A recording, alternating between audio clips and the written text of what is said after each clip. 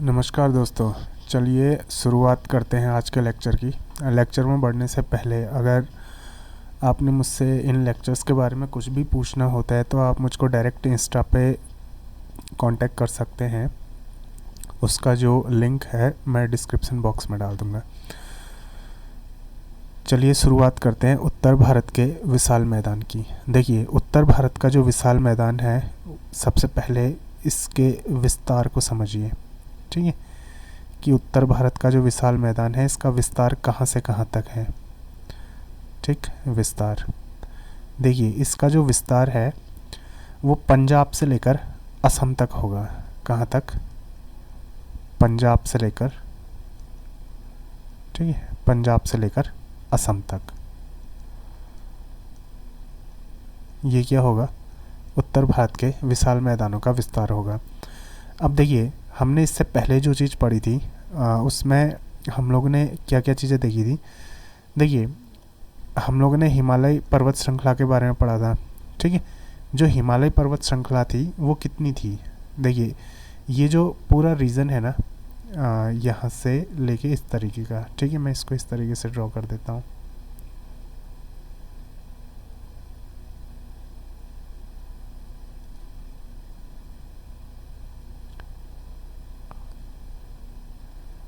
देखिए, इतना पूरा जो ये रीजन बना था, ये रीजन किसके अंदर आएगा? ये रीजन आएगा हिमालय पर्वत श्रृंखला के अंदर। ठीक है, ये पूरा का पूरा रीजन, इसको कुछ इस तरीके से मैं रिप्रेजेंट कर देता हूँ। ये पूरा का पूरा रीजन किसके अंदर आएगा? हिमालय पर्वत श्रृंखला के अंदर। ठीक है, अब देखिए, हिमालय पर्वत श्रृंखला के जस्ट नीचे यानी कि दक्षिण की तरफ जो चीज़ बनती है वो बनता है उत्तर भारत का मैदान। ठीक, और इसका जो विस्तार होगा वो कहाँ से कहाँ तक होगा? इसका विस्तार होगा पंजाब से लेकर, ठीक है, इधर असम तक का। वो किसका विस्तार हो जाएगा? उत्तर भारत के मैदान का विस्तार हो जाएगा। ठीक है, तो ये वाला जो पूरा हिस्सा बना, ये किसका हिस्सा बना? ये बना हिमालय पर्वत श्रृंखला का हिस्सा। ठीक है, ये किसका हिस्सा है? हिमालय पर्वत श्रृंखला।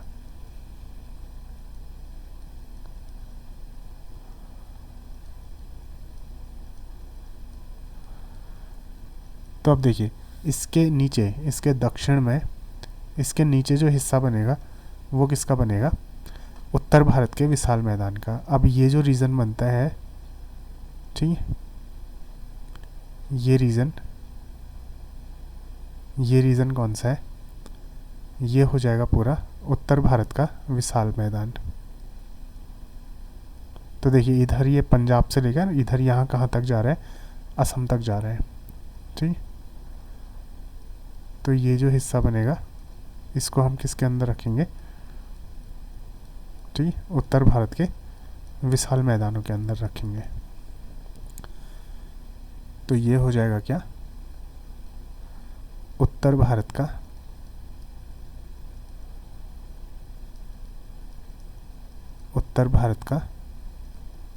विशाल मैदान। ठीक है, विशाल मैदान।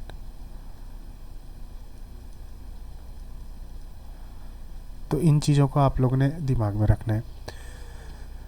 अब इसमें क्या है कि यहाँ की जो मिट्टी है ना, ये उत्तर भारत के विशाल मैदान की जो मिट्टी है ये एकदम मुलायम मिट्टी है।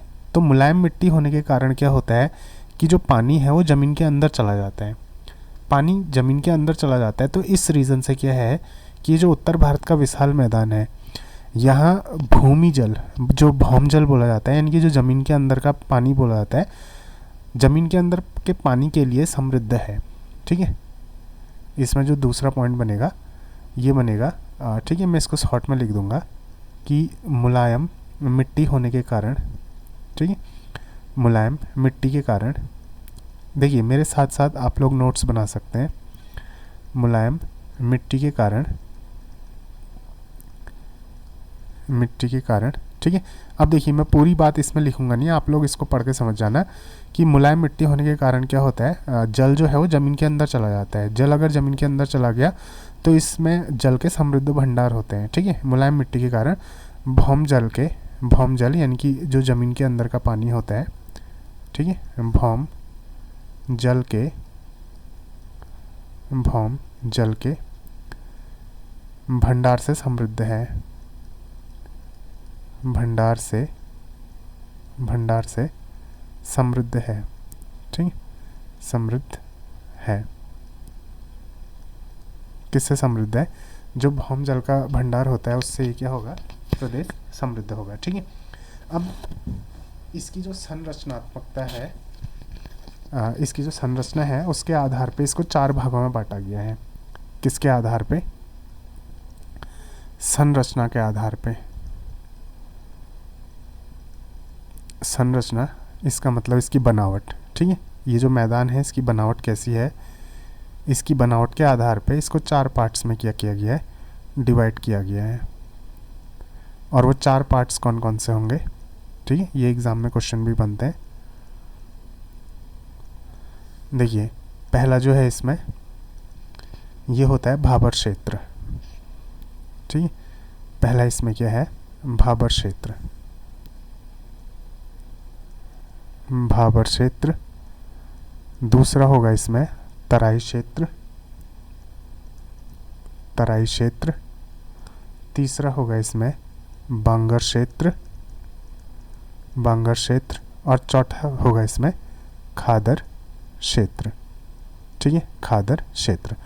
तो संरचना के आधार पे इसको 4 पार्ट्स में डिवाइड करते हैं। क्या क्या?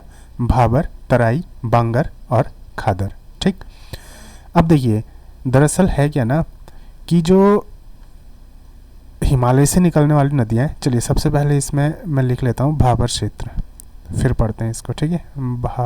भारत लिख दिया मैंने, तो क्या हो गया ये, चलिए भाबर क्षेत्र, ठीक है। तो भाबर क्षेत्र कहाँ से कहाँ तक है? कभी कभार क्वेश्चन आता है ना कि ये जो 4 क्षेत्र दिए हैं इनको क्रम से लगाइए, सबसे पहले क्या आएगा फिर क्या आएगा, ठीक है। भाबर क्षेत्र, देखिए है क्या ना, जो हिमालय से निकलने वाली नदियां हैं, हिमालय से निकलने वाली नदियां अपने साथ में क्या होता है कि बड़े बड़े गोलास में लेके आती हैं। जैसे मान लीजिए ये है जो शिवालिक पर्वत श्रेणी है, हिमालय के नीचे क्या है, शिवालिक पर्वत श्रेणी, ठीक है। फिर शिवालिक पर्वत श्रेणी के नीचे क्या आ जाएगा, ये उत्तर भारत का विशाल मैदान आ जाएगा, कुछ इस तरीके से। ये देखिए यहाँ पे को थी क्या, शिवालिक श्रेणियाँ, ये इधर पे को हिमालय वाला जो रीजन है ना उसके सबसे लास्ट में क्या है, शिवालिक श्रेणियाँ हैं। फिर शिवालिक श्रेणियों के नीचे क्या आ गया, ये उत्तर भारत का विशाल मैदान आ गया, ठीक है।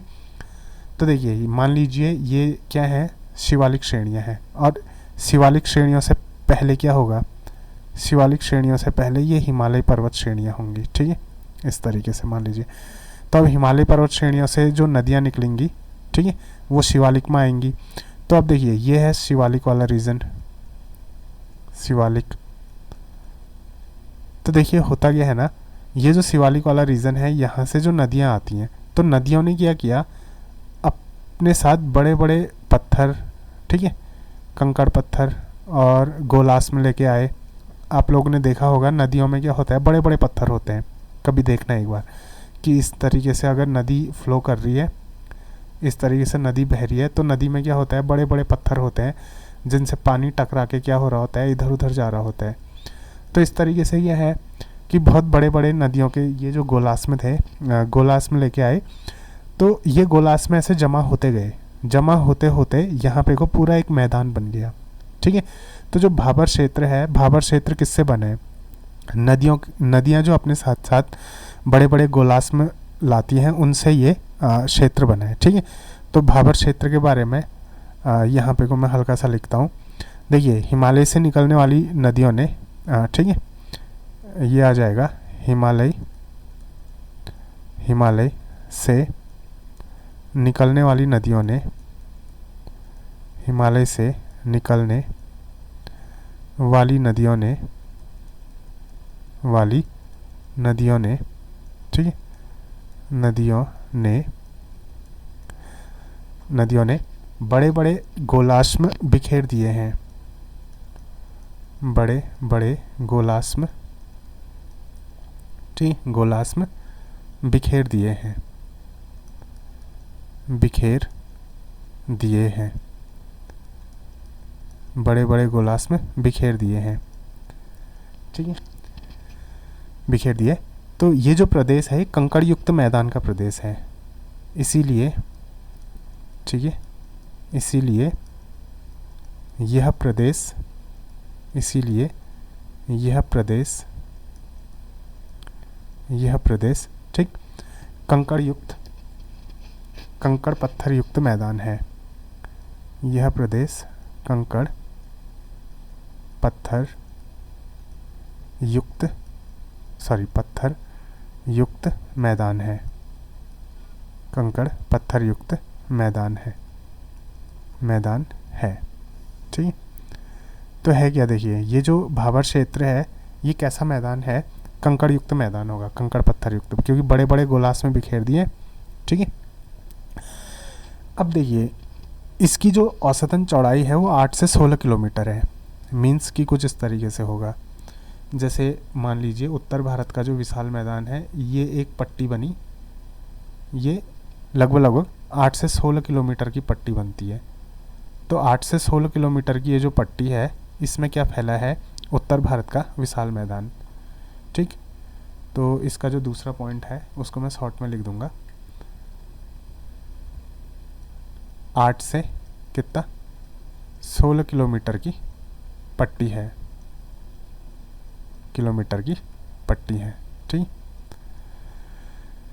और होता क्या है ना, अब खुद देखिए ये जो मैदान है इस मैदान में क्या है, बड़े बड़े गोलास में है, बड़े बड़े पत्थरों से मैदान बना है। तो अब होता क्या है ना, जो नदियां हैं, नदियां क्या करती है, देखिए नदियां इस तरीके से आती हैं, ठीक है, यहाँ से नदी आई, इस तरीके से नदी आती है, नदी यहाँ जाती है, तो ये जो कंकड़ युक्त मैदान है पूरा इसके अंदर चले जाती है नदी, इसके अंदर चले जाती है। तो यानी कि यहाँ भूमि में नदियाँ विलुप्त हो जाती हैं, फिर वो ज़मीन के अंदर ही अंदर ऐसे बाहर को निकलती हैं।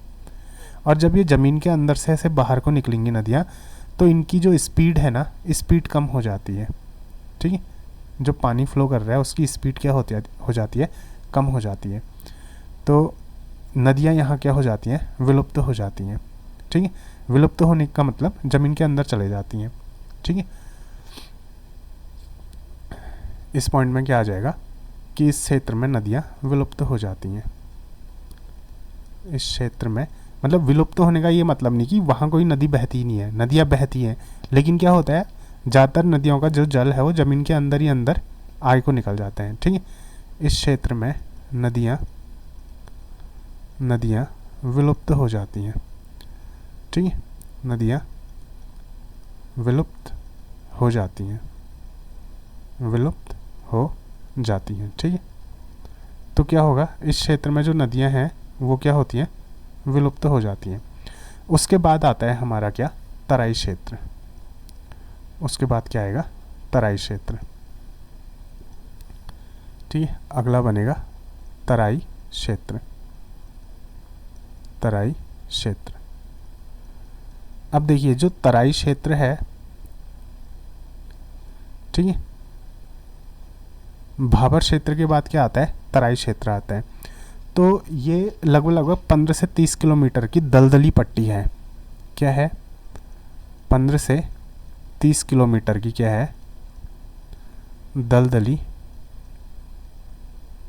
दलदली, ठीक है, 15 से 30 किलोमीटर की दलदली पट्टी है, दलदली पट्टी है। अब होगा क्या, देखिए मैंने आप लोगों को बताया ना कि इस क्षेत्र में क्या होगा, जैसे यहाँ पे को बड़े बड़े गोलास्म थे, यहाँ पे को देखिए, तो पानी ज़मीन के अंदर चले गया, फिर जब पानी आगे निकला तो उसकी स्पीड कम हो गई, स्पीड कम हो गई तो रुक रुक के चला, रुक रुक के चलेगा, तो यहाँ पे को क्या हो जाएगा, दलदल का मैदान बन जाएगा। ये यहाँ क्या हो जाएगा, दलदल, ठीक है। और यहाँ पे को क्या हो जाएंगे, कंकड़ पत्थर,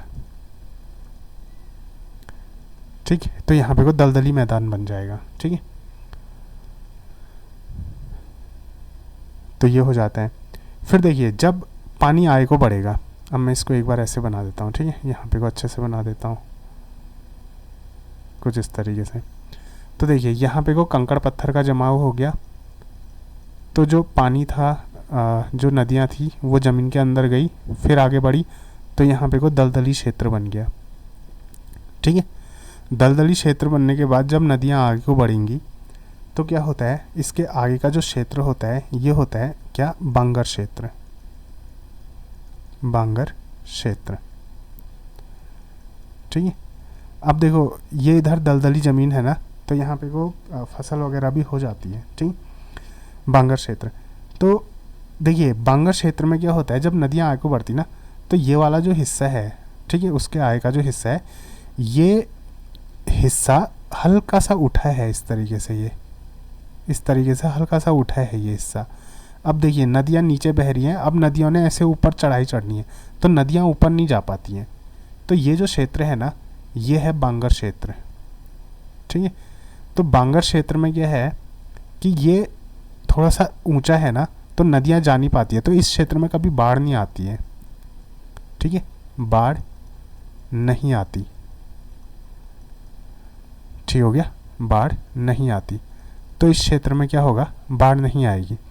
तो जो बांगर क्षेत्र है, बांगर क्षेत्र में क्या होता है, देखिए कि ये सामान्यतः से थोड़ा सा ऊंचा है, ठीक है, थोड़ा अधिक ऊंचा होने के कारण, ठीक है, थोड़ा अधिक ऊंचा होने के कारण, होने के कारण कारण ठीक है, बाढ़ का पानी नहीं पहुंच पाता, बाढ़ का पानी नहीं पहुंच पाता, नहीं पहुंच पाता, ठीक है, बाढ़ का पानी नहीं पहुंच पाता।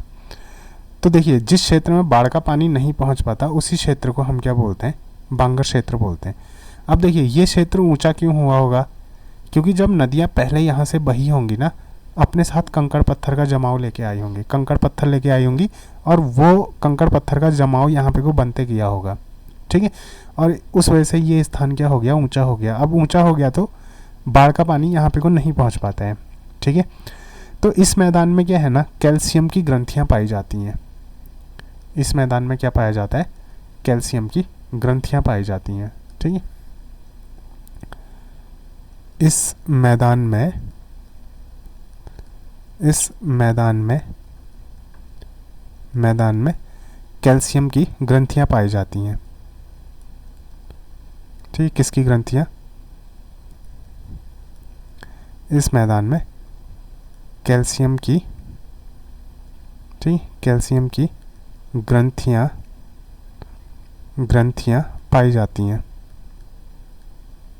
ग्रंथियाँ पाई जाती हैं,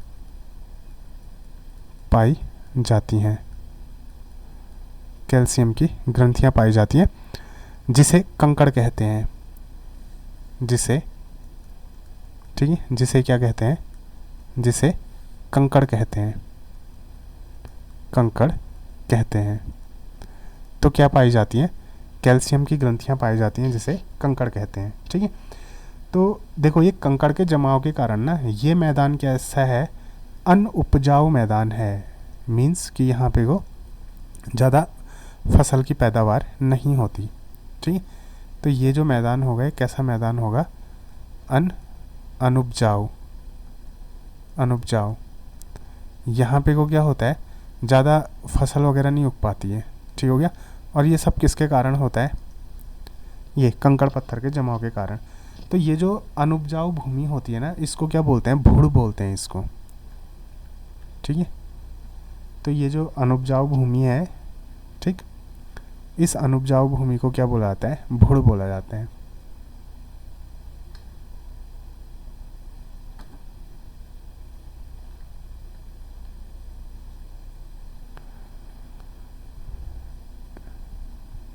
इस अनुपजाऊ भूमि को भूड़ कहा जाता है, ठीक। एक मिनट रुकना, थोड़ा सा कर्सर की दिक्कत है। इस इस अनुपजाऊ भूमि को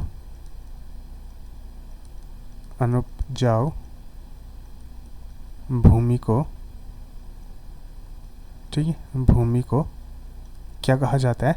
भुड़ कहा जाता है, भुड़। ठीक है, भुड़ कहा जाता है।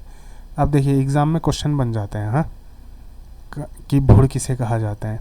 जो ये बांगर क्षेत्र है ना, बांगर क्षेत्र की जो अनुपजाऊ भूमि है उसको क्या बोला जाता है?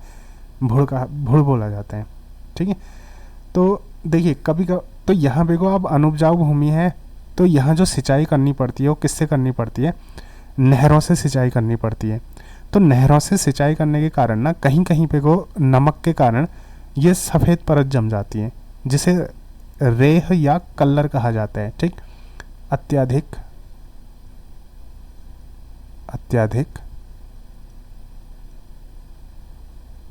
ठीक, अत्यधिक नहरी सिंचाई के कारण नहरी सिंचाई के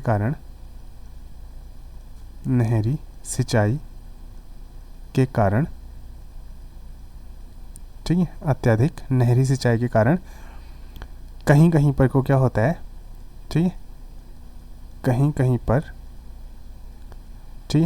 पर ये नमक की सफ़ेद परत जम जाती है। नमक की ठीक है, सफ़ेद परत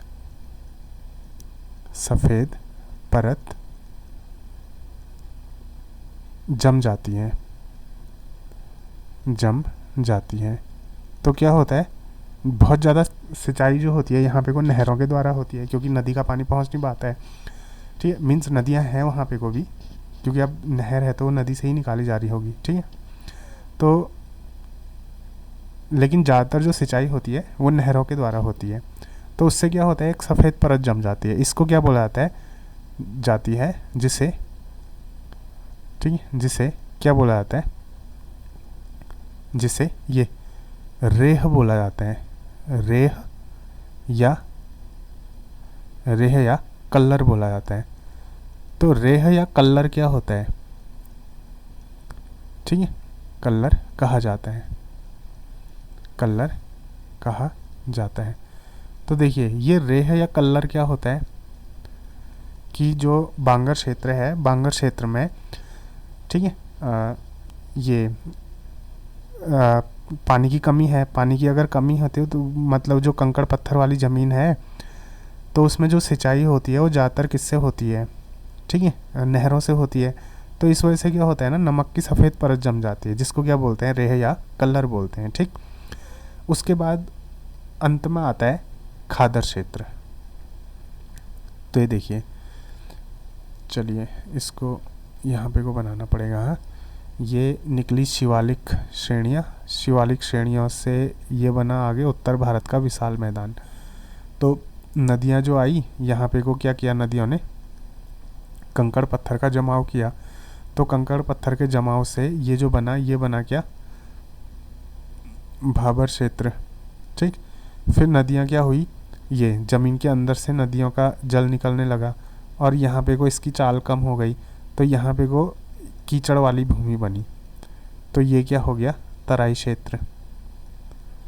ठीक है, फिर जैसे नदियाँ आगे को बढ़ी तो क्या हुआ? ये वाला हिस्सा थोड़ा सा उठा है इस तरीके से। तो हिस्सा उठा होने के कारण ठीक यहाँ पे को बाढ़ का पानी नहीं पहुँच पाता, तो ये क्या बना? बांगर क्षेत्र। ठीक, और इसके अंत में क्या बनेगा? यहाँ खादर क्षेत्र बनेगा। तो देखिए ये जो बांगर क्षेत्र है ना, ये नवीन जलोढ़ का मैदान भी इसको बोला जाता है। सॉरी, इसको पुराने जलोढ़ का मैदान बोला जाता है। क्या बोला जाता है? पुराने जलोढ़ मतलब ठीक है, जो पानी के साथ कंकड़ पत्थर आए होते हैं ना उनको जलोढ़ बोलते हैं। जलोढ़ का मैदान। ठीक है, इसको क्या बोला जाता है? पुराने जलोढ़ का मैदान भी बोला जाता है। ठीक, उसके जस्ट बगल में अब जो आता है वो है आप लोगों का नए जलोढ़ का मैदान। ठीक है, ये जो बनेगा नए जलोढ़ का मैदान। ठीक, इसको क्या बोलेंगे? खादर क्षेत्र बोलेंगे। इसको क्या बोलेंगे? खादर क्षेत्र बोलेंगे। ठीक है, तो अब अंत में इसमें आएगा क्या? खादर क्षेत्र। ठीक है, लास्ट में इसमें क्या आ जाएगा?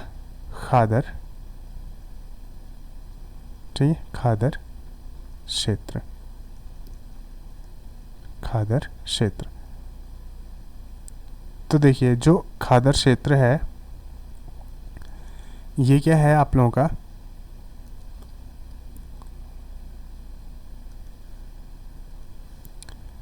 ठीक है, देखिए पुराने जलोढ़ के मैदान के साथ नए जलोढ़ का जो मैदान है उसको खादर क्षेत्र बोला जाता है। ठीक है, इसको शॉर्ट में लिख देता हूँ, नए जलोढ़, नए जलोढ़ के मैदान को, ठीक है, मैदान को खादर क्षेत्र कहा जाता है। खादर क्षेत्र कहा जाता है। ठीक है, जो नया जलोढ़ का मैदान है उसको क्या बोलेंगे? खादर क्षेत्र। तो इसके अंदर कौन कौन से हिस्से आ जाते हैं?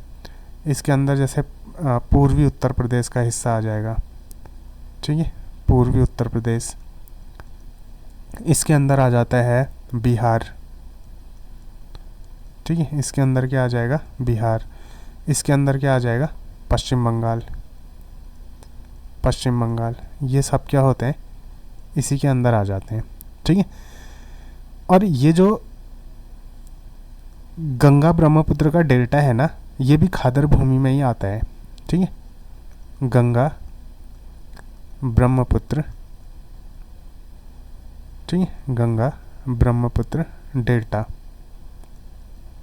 गंगा ब्रह्मपुत्र डेल्टा भी खादर भूमि के क्षेत्र में ही आता है। ठीक है, भी खादर भूमि में है। जो गंगा ब्रह्मपुत्र का डेल्टा है वो भी कहाँ पे को है? खादर भूमि में है। ठीक है, और पंजाब में ना ये जो खादर भूमि है इसको बेट कहा जाता है। अब मैंने बोला पूर्वी उत्तर प्रदेश, बिहार और पश्चिम बंगाल का हिस्सा आ रहा है, तो पंजाब के भी कुछ हिस्से आएंगे इसमें। ठीक है, क्यों? क्योंकि देखिए ना, जैसे मान लीजिए ये है, ये कोई एक स्टेट है। ठीक है, चलिए मान लीजिए पंजाबी है, तो ये ऊपर का जो हिस्सा आ जाएगा वो क्या आ जाएगा? सॉरी, भाबर क्षेत्र तो इसमें आएगा नहीं पंजाब में। ठीक है, चलिए कोई एक क्षेत्र मान लेते हैं, ज़रूरी नहीं है कि ये पंजाब हो। ठीक है, कोई भी एक क्षेत्र मान लेते हैं। सबसे ऊपर पे को आ जाएगा इसमें क्या?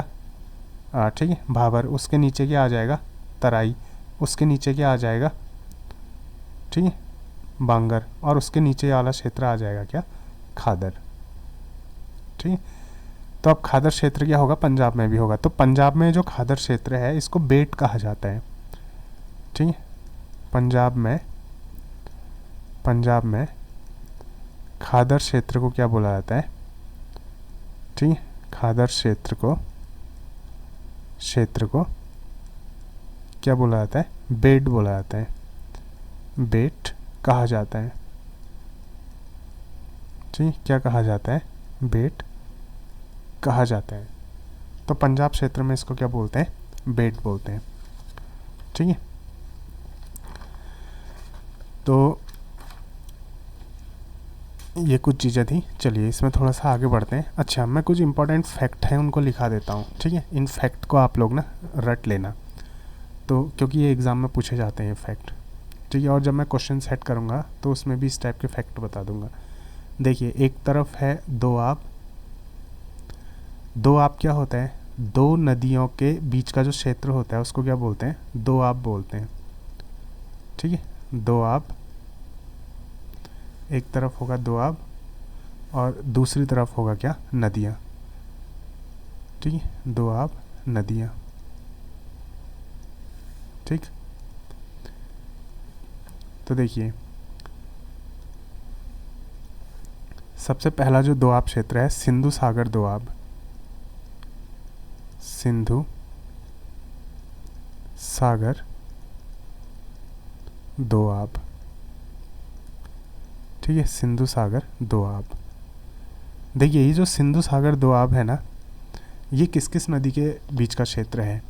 ये है सिंधु और झेलम नदी के बीच का क्षेत्र, ठीक है। सिंधु और झेलम नदी के बीच का जो क्षेत्र होगा उसको हम क्या बोलते हैं? ठीक है, सिंधु सागर दोआब बोलते हैं। दूसरा है, ठीक है, छाछ दोआब। दूसरा क्या है? छाछ दोआब। तो छाछ दोआब क्या है? झेलम और चेनाब। झेलम और चेनाब के बीच का क्षेत्र क्या होगा? छाछ दोआब। जौ है, हाँ ये जौ, वो दिख नहीं रहा है। फिर क्या है? रेचना दोआब।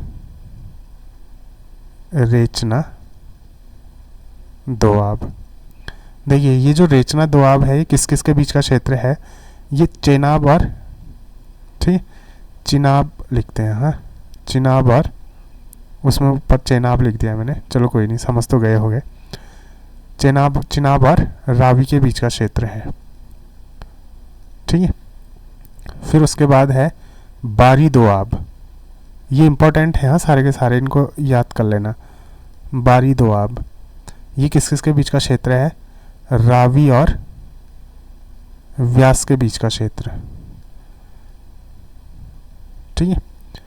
फिर उसके बाद है बिस्त दोआब।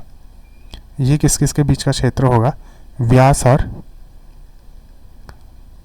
सतलज, ठीक है, व्यास और सतलुज के बीच का क्षेत्र होगा, ठीक। जैसे दो नदियां हैं ना, मान लीजिए ये गंगा चले गई, ये यमुना चले गई, तो इसके बीच का जो क्षेत्र हो जाएगा उसको क्या बोलेंगे? दोआब, ठीक है, दोआब।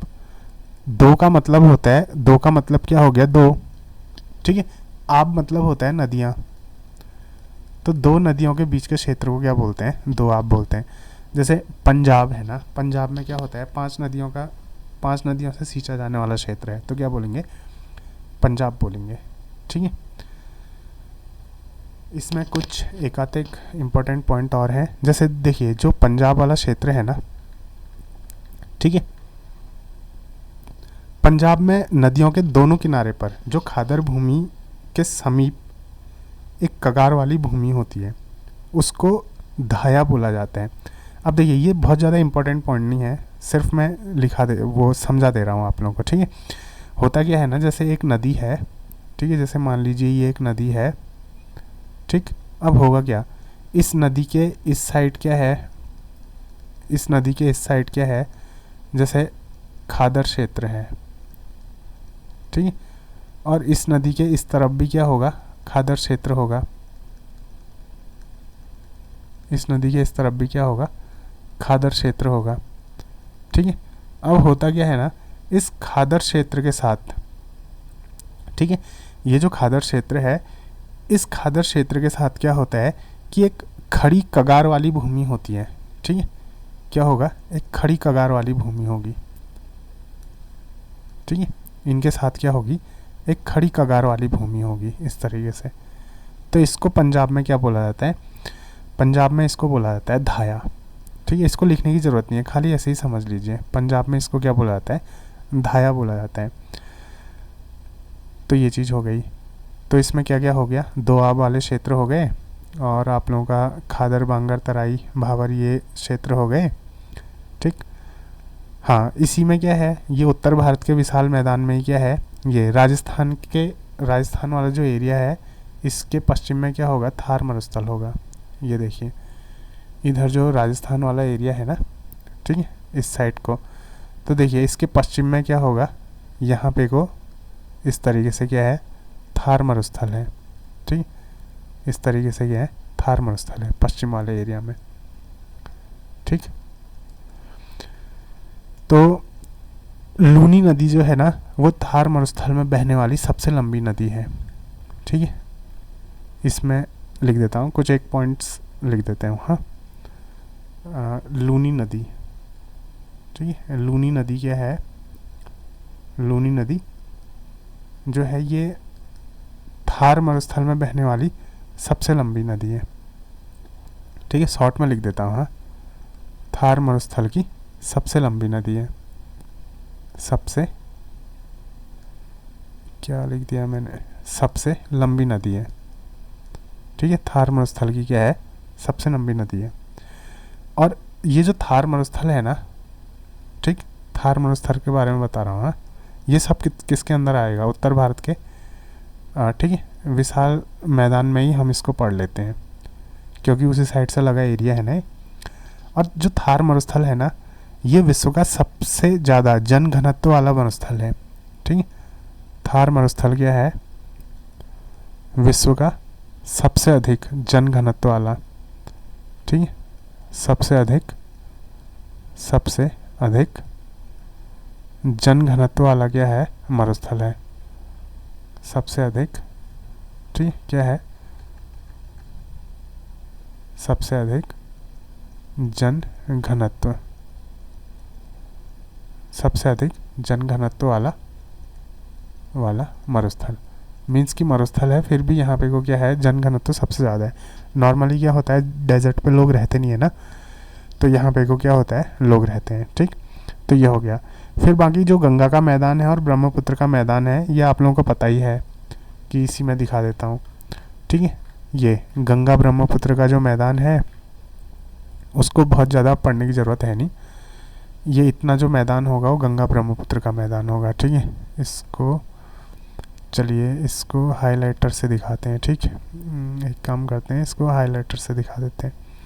ये देखिए, ये जो क्षेत्र होगा ना, सॉरी ये कहाँ बना दिया मैंने, नीचे पे को, यहाँ पे को देखिए, ये जो क्षेत्र होगा ये, ठीक है, ये ऊपर नेपाल वाला क्षेत्र छोड़ दीजिए। हाँ, हिमालय, ये जो नेपाल वाला है इसको छोड़ दीजिए, ये नीचे वाला क्षेत्र देखिए, ये गंगा ब्रह्मपुत्र का मैदान हो गया, सॉरी गंगा का मैदान हो गया। इधर को ये जो क्षेत्र आ जाएगा ये ब्रह्मपुत्र का मैदान हो जाएगा। ठीक है, तो उम्मीद करता हूँ कि आज का ये लेक्चर आप लोगों के समझ में आया होगा। मिलते हैं अगले वीडियो में। धन्यवाद, नमस्कार।